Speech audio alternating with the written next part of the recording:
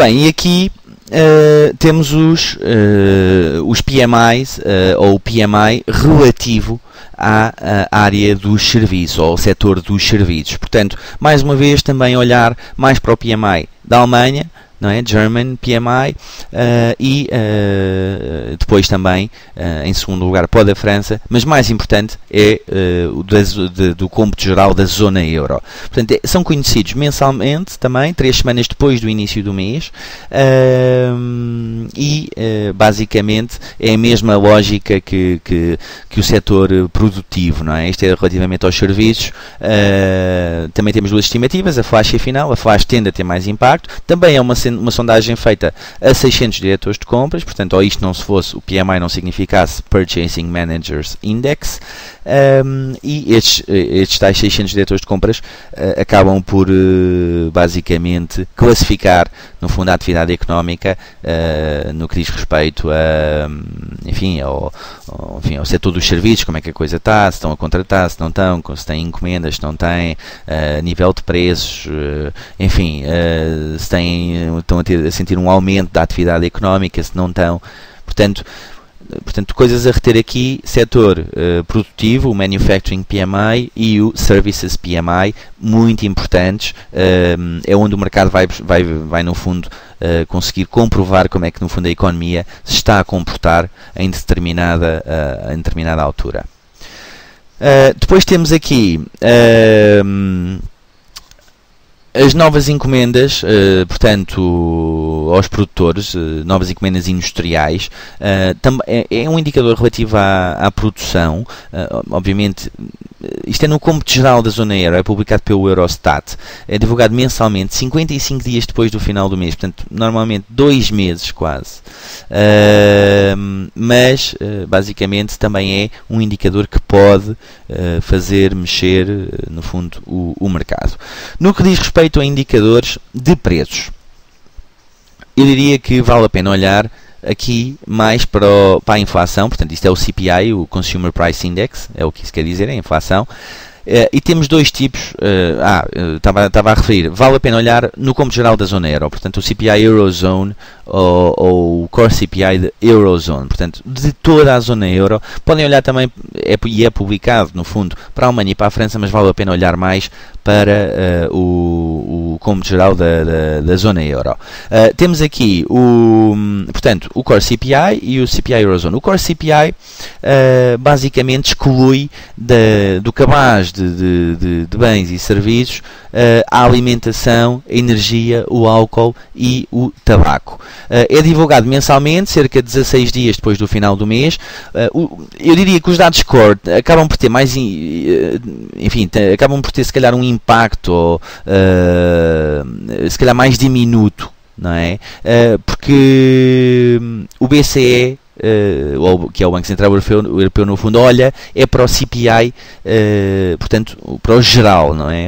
Aqui o de baixo, e não para os dados core. Portanto, se nos Estados Unidos até podemos olhar um bocadinho mais para os dados core, na zona euro devemos olhar mais para o CPI, que não é core, portanto o global, não é? Porque o BCE tem um mandato para controlar a inflação global e não apenas a inflação core. Daí que, enfim, o CPI Eurozone seja o dado mais importante relativo à inflação, e é basicamente divulgado 15 dias depois do CPI Flash Estimate. Okay? Portanto, normalmente na zona euro nós temos sempre 2 tipos portanto, 2 momentos para cada indicador. Temos sempre, ou para os mais importantes pelo menos, temos o Flash Estimate e depois temos portanto, no fundo, a confirmação ou o valor final para a inflação. 15 dias antes deste CPI Eurozone é divulgado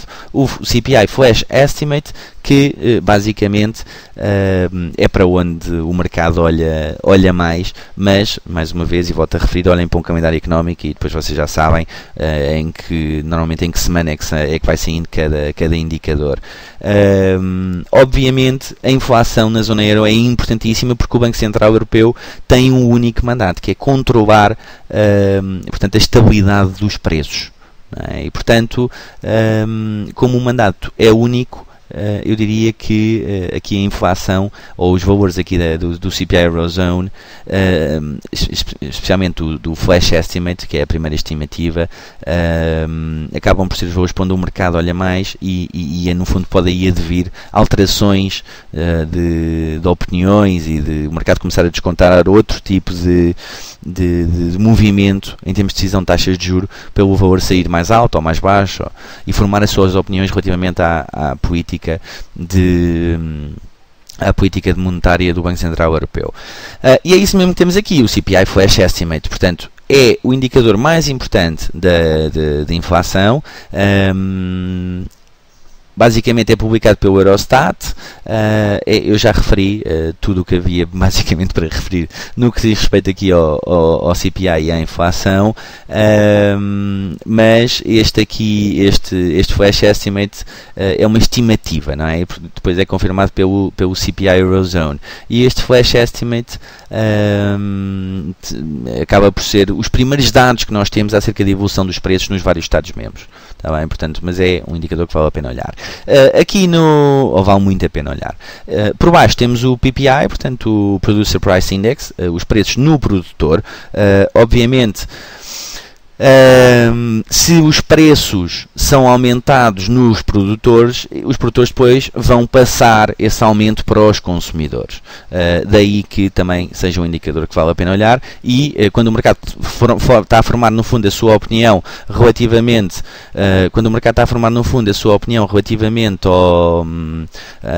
portanto, ao CPI e à inflação, os preços no produtor são portanto, um dado importante para essa opinião.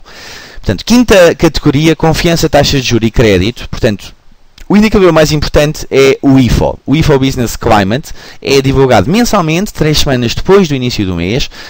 É uma sondagem que é feita a cerca de 7.000 empresas que respondem e classificam como é que a coisa está a nível de atividade económica, portanto, e aquilo que acham que vai acontecer. Portanto, o IFO Expectations e aqui o IFO divide-se depois em várias subcategorias. Temos um valor final, não é? Um valor global para o IFO, mas depois temos várias subcategorias e vale a pena nós olharmos. Obviamente, este seminário aquilo que pretende é, no fundo, que vocês depois explorem mais como é que se, e quem tenha esse interesse pode fazê-lo, vai à internet, basta fazer uma pesquisa e chegam à conclusão como é que, no fundo, é composto, no fundo, o valor final do IFO. Mas nós temos um valor para o IFO atual e um IFO para as expectativas. Obviamente, as expectativas são muito importantes, não é? Imaginem, é uma sondagem feita a 7.000 empresas que dizem como é que acham que a economia vai estar nos próximos 6 meses relativamente às condições atuais e como é que eles estão a ver que a coisa vai evoluir, não é? Basicamente, se têm encomendas, se não têm, se estão a sentir um aumento de clientes, se não estão, enfim.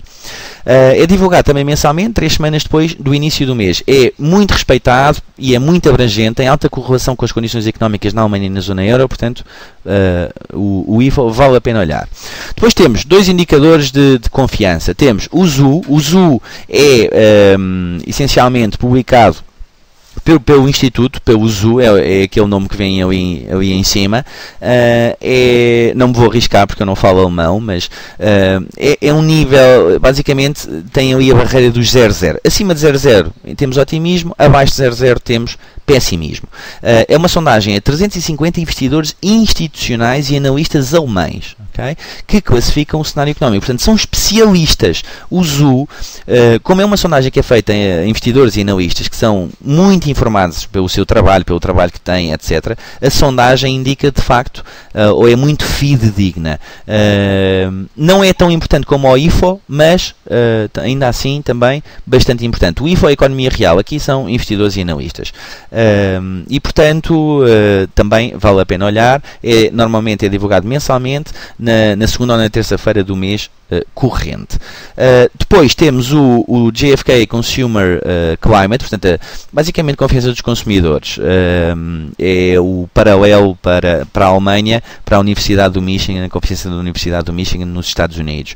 Aqui, portanto, é um índice compósito, é uma sondagem a 2.000 consumidores que respondem e classificam o nível passado e o futuro das condições económicas no que diz respeito à sua situação financeira pessoal, se estão dispostos a fazer grandes compras, se não estão, como é que eles estão a ver no fundo a economia evoluir. Portanto, vale a pena olhar. Confiança dos consumidores na Alemanha.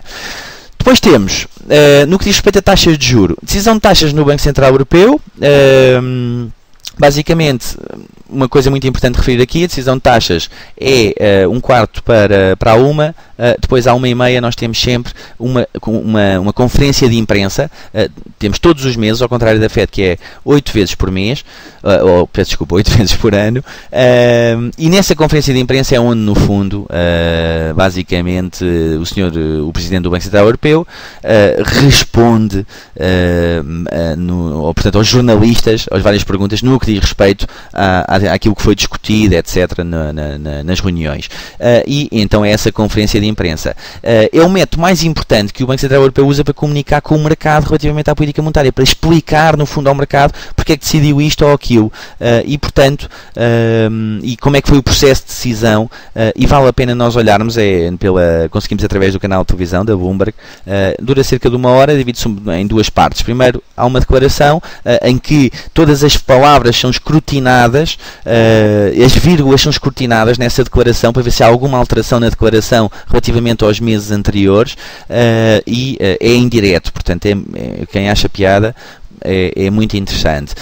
E temos aqui depois o boletim mensal do Banco Central Europeu. Não é muito importante, mas ainda assim vale a pena olhar. É divulgado mensalmente 7 dias depois da decisão de taxas, e revela os dados estatísticos que estiveram na base dessa decisão, e que o Banco Central Europeu analisou para formar a sua decisão.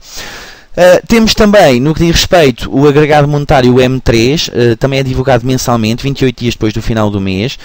Acaba por ter correlação positiva com as taxas de juros. Porquê? Quanto maior liquidez nós temos, maior inflação pode haver, e, portanto, quanto mais massa monetária, se ela cresce, pode levar a mais inflação. Portanto, não é um indicador muito importante, não costuma ter grande impacto no mercado, mas vale a pena olhar. E depois temos aqui, basicamente, a balança, não é? A balança comercial da zona euro é publicada pelo Banco Central Europeu. Basicamente é a diferença entre os bens e os serviços importados e exportados, e capital.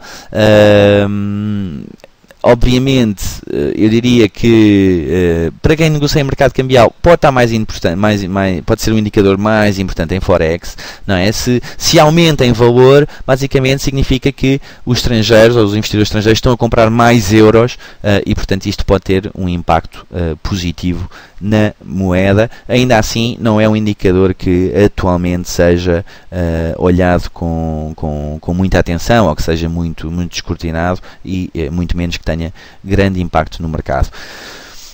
Como sempre, nós estamos disponíveis para vos fazer chegar portanto, a apresentação. Aliás, é esse o objetivo quando a fizemos, esta apresentação dos indicadores económicos.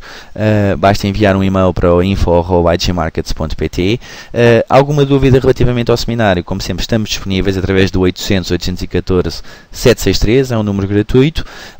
Se tiverem alguma dúvida, por favor, entrem em contato connosco. Resta-me agradecer a vossa atenção e despedir-me até uma próxima oportunidade. Muito obrigado.